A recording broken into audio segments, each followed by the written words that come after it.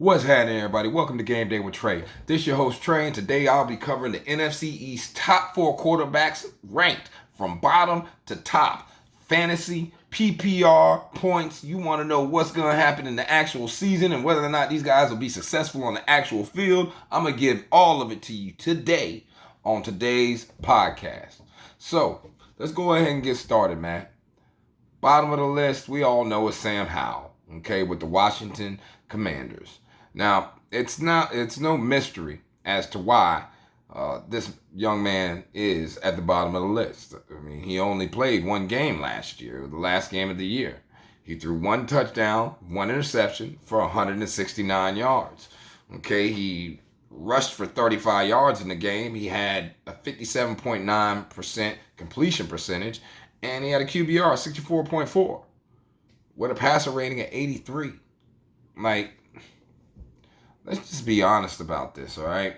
No one really knows if Sam Howell is really going to be successful in the NFL. I thought he was a pretty decent quarterback while he was at North Carolina. I liked his moxie, I guess you could call it. He's got a cannon for an arm, okay, and he's mobile. And Rivera, honestly, has faith in him. So does Eric Bieniemy. So if they got faith in him, I guess they're willing to bet this season on him, or they're trying to go get Caleb Williams. Yeah, they might be doing a little tanking over there in Washington, man.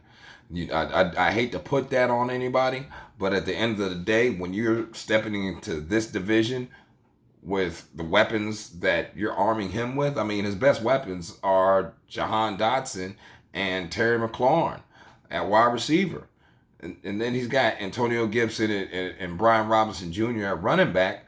But outside of that, man, this man doesn't have any weapons over there at all. And when you're talking about a quarterback who has not had the experience that you would want or require from someone who's going out there with such lackluster talent next to him, yeah, you might be tanking.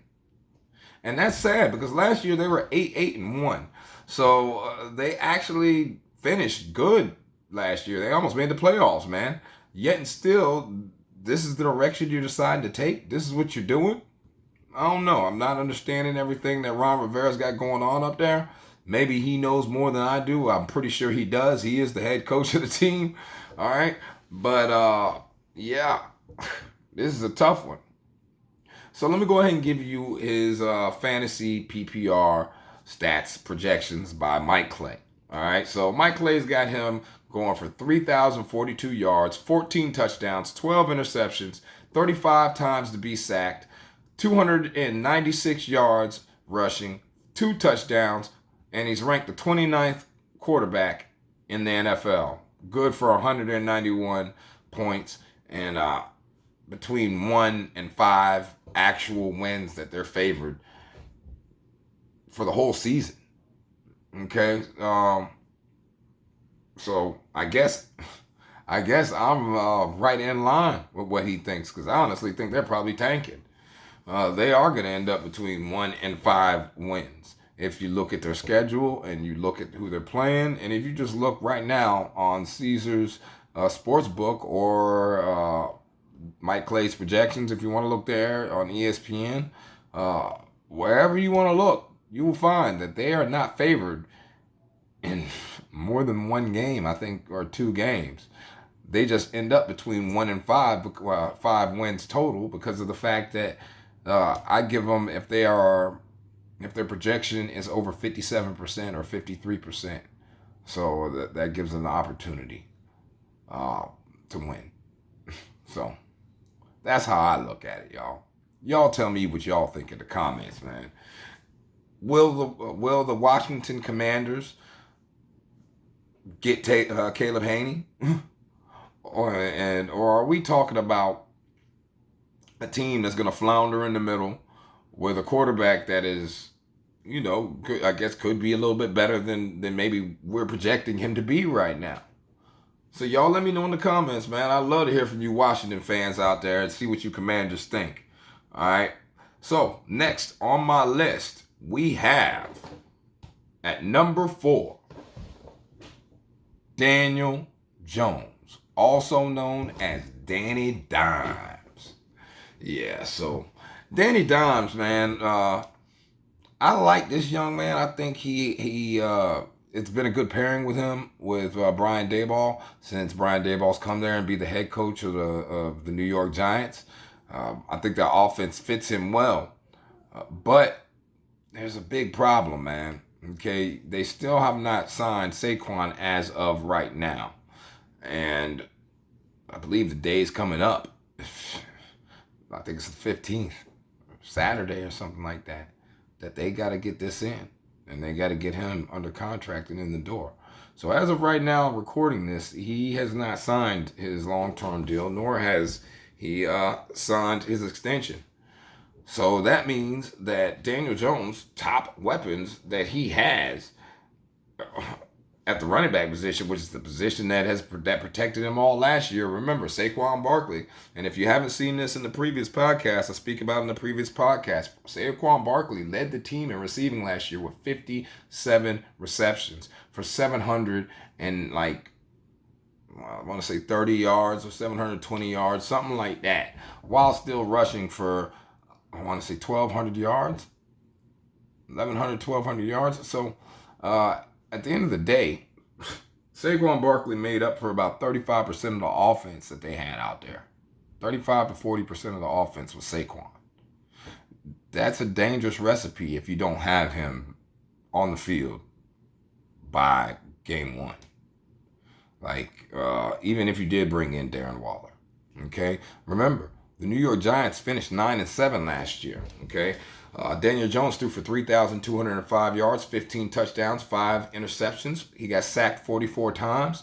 He rushed for 708 yards.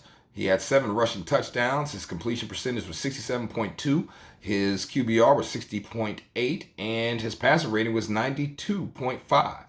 So this was the best year that Daniel Jones has ever had in the NFL. So I'm not trying to disparage the young man or speak against the young man and say that he is not a quarterback that could be successful. He's shown he can.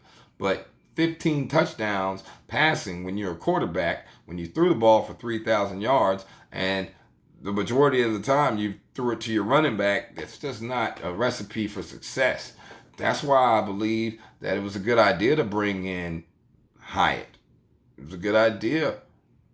It was Jalen Hyatt needed to be drafted. You needed a wide receiver. If you're a New York Giant fan, yes, if you're listening and you're a New York Giant fan, y'all needed Jalen Hyatt. You probably should have got Zay Flowers, but hey, you didn't have a chance at that one. So it is what it is. But what I am telling you is this. If you want to see success and you want the Giants to take that next step, Daniel Jones has got to take that next step. He's got to learn to be able to be more just judicial with the football, okay? He has to figure out how to spread that ball around a lot better, and he's got to pepper more people. You can't just be peppering your running back. I just don't see that as a recipe for success at all. Yeah, not at all. Especially if you don't got Saquon in the building. If you don't got Saquon in the building and you're going out there with Breda and Brightwell and Eric Gray as your trio that you're going to go into the season with, man, you are not going to have a successful season. You are not finishing 9-7 this year. It's not happening. Okay, and you're not going to make the playoffs. So you got to make a decision. Or the New York Giants organization has to make a decision. So let's get into the fantasy PPR version of what's going to happen with Daniel Jones. And just to mention a couple of the weapons that he does have. He still does have Hoggins there. He still does have Wan'Dale Robinson there. And like I said, Darren Waller is a major, major improvement for them at tight end. I believe he's a chain mover. I think that it will lead to more success for the quarterback, Daniel Jones. But at the end of the day, only time will tell. So now we get to the fantasy.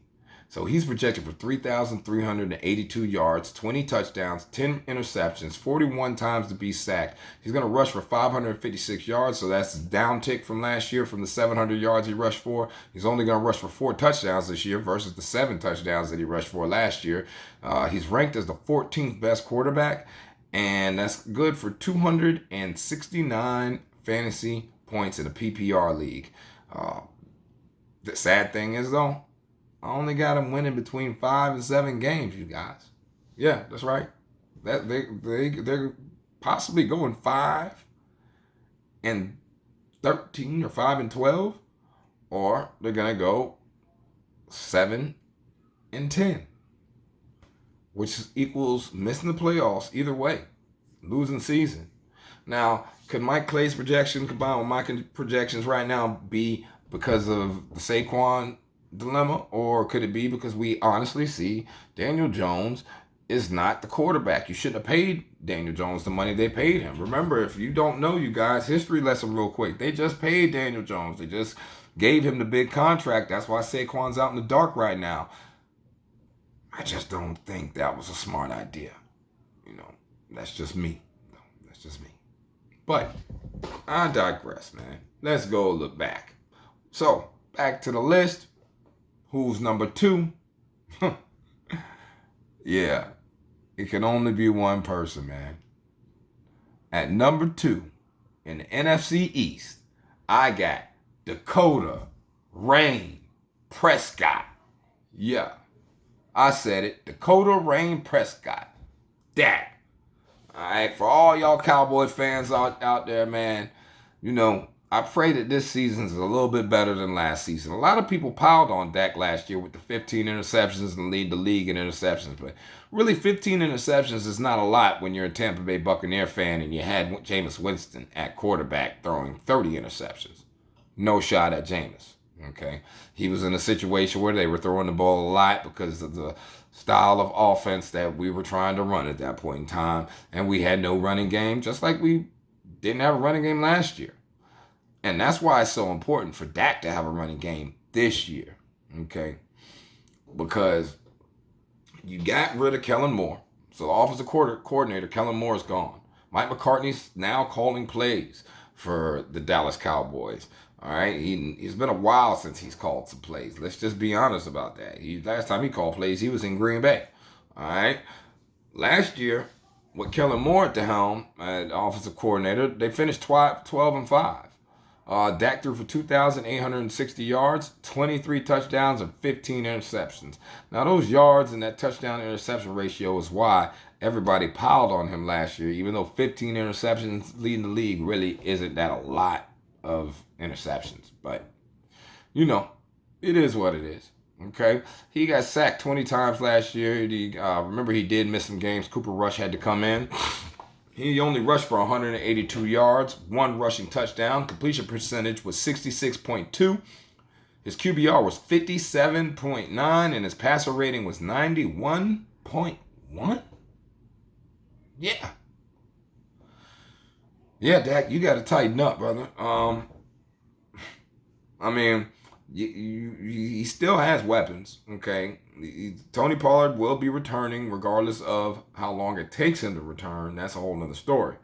But doesn't have any other running backs, man. You got Ronald Jones. Rojo is not a running back. Yes, he's a running back. All he can do is run, but he can't block. He can't catch. He can barely hit the hole. So how do you expect Dak Prescott to be successful when you surround him with Ronald Jones? Now, Deuce Vaughn was drafted out of I want to say Kansas State, I want to say he was out of Kansas State. So Deuce Vaughn was drafted. That was a good pickup. I think Deuce Vaughn can help the team. I think Deuce Vaughn is the right player for the team. And it's not, he's stepping into a Darren Sproles type role in the NFL. And at 5'5", that could be a little bit of a challenge for him in the beginning. It was a challenge for Darren Sproles in the beginning. Okay? Let's not put too much on the young man. Okay? Now, Dak still does have a couple wide receivers. He's got CeeDee Lamb. They just brought in Brandon Cooks, and he's got Michael Gallup out there with him now. So that means more people to pepper. But he did lose Schultz at tight end. They drafted Schoonamaker out of Michigan, but that's a rookie tight end, and he's Schoonamaker out of Michigan, which good blocking tight end and could catch. But I don't think he's that that guy, that guy like Dak needs when he had, Jason Witten, and even Schultz was okay. Schultz was pretty good. I'm not gonna say he's okay. Schultz was pretty good. Okay, so at the end of the day, those types of things are gonna hurt him. CeeDee Lamb has to take that next step in order for Dak to have a successful season this year. He has really got to step up to being that number 88. Just saying, man. So, fantasy projections. PPR. Mike Clay. So, Mike Clay's projection got you in for 4,116 yards, 26 touchdowns, 13 interceptions, 32 sacks, 241 projected rushing yards, 3 touchdowns. 11th is his rank in all of the NFL as far as fantasy is concerned. And he's good for 281 points. Projections on win-loss, though, between 10 and 12 wins. So last year he finished 12-5, and this year he could cap back out at that 12-5. So it's not to say like Dallas isn't in a good position. I'm not even talking about the defense because that's not what this episode's about. But they got a good defense. It's just, if you don't put points on the board in the NFL today, it's going to be very hard to win. History lesson, real quick. Last year, Tampa Bay Bucks defense gave up a total of 19.6 or 19.4 points per game all the way up until like the last 2 games or something like that, and then it put them to like 20 or 21 points a game. That's what the defense gave up every game. So that means that for the Bucks to finish the season the way they finished and lose the amount of games they lost, that means the Bucks weren't scoring more than 19 points for the majority of the season. If you can't score in this league, you can't win. Plain and simple. All right? I know CeeDee Lamb's a beast, and Michael Gallup's a beast, and Brandon Cook's a beast, but those 3 wide receivers end up injured all the time. So you really just got to make sure that if you want to see Dak on his feet, then those guys got to be successful, and Tony Pollard's got to be out on that field. It just has to happen. Has to.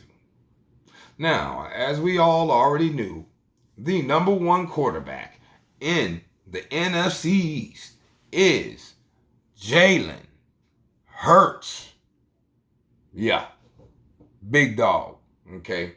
Possible MVP candidate this year. Actually will be MVP candidate this year. It's just, will he actually win the MVP? All right, because last year he went 14-3. We all know where he finished. He lost in the Super Bowl, but those types of things happen. Let's see what he does this year.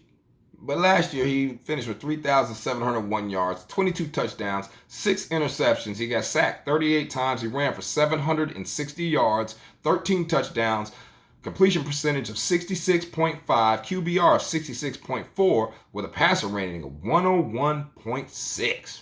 Beast. Now, when you're talking about Jalen Hurts, you're talking about somebody who has matured like a caterpillar to a butterfly. Yeah, I said it. He matured like a caterpillar to a butterfly. The man went from, when he got to Alabama, they said he was a running back and it wasn't going to be the quarterback. Then he got that job. Then he lost that job to Tua due to poor performance. Let's just call it what it was. All right. In a championship game or a title game after he'd already won a title in the previous year. All right. Tua ended up winning the game, threw a winning touchdown, so he lost his job there and went to Oklahoma, went under Lincoln Riley, learned how to throw the ball quickly, sped up his release. Like, I did not expect to see that. His footwork got better. Everything got better. He was throwing spirals instead of wobbly ducks. Okay, then he gets to the league. He gets drafted in the 2nd round the Philadelphia Eagles, they already got a quarterback at that point in time, but they draft him anyway. Then he steps up, does what he got to do, ends up taking the job and putting himself in position to win. Then last year, he comes into the season. No one is expecting anything from him. They get a wide receiver to test him to see whether or not he's really that dude. So they give him A.J. Brown after they'd previously given him Devontae Smith, a wide receiver who he was already familiar with from Alabama. All right. Come on. I mean, they surrounded this man with everything he needed. And all he did was show up and show out. He did every single thing that was requested of him plus. All right. And that's what you do when you want to be successful in a league, in life, or in anything. You got to show up and show out every day, no matter what's going on. You got to be prepared for anything that be thrown at you. And you got to make sure that you are putting yourself in a position of success. That means if it takes extra training, then you train. That means if it takes extra time, then you spend it. And that means if it takes extra books, then you read them. Okay, you got to do it all if you want to be successful in this world. And that's what Jalen Hurts has done. He has put in the time and the effort, and now all that time and effort have come together to meet the perfect moment for him. Because right now he is a possible MVP candidate and one of the highest paid quarterbacks in the NFL. Okay, or yeah. Now he's got a few weapons, just a few. Okay, we already mentioned A.J. Brown and Devontae Smith. They did get DeAndre Swift in the offseason, running back from the Detroit Lions. They picked up Rashad Penny, too, who oft injured just like Swift. But at the end of the day, the boy can run. Okay, sorry, the man can run.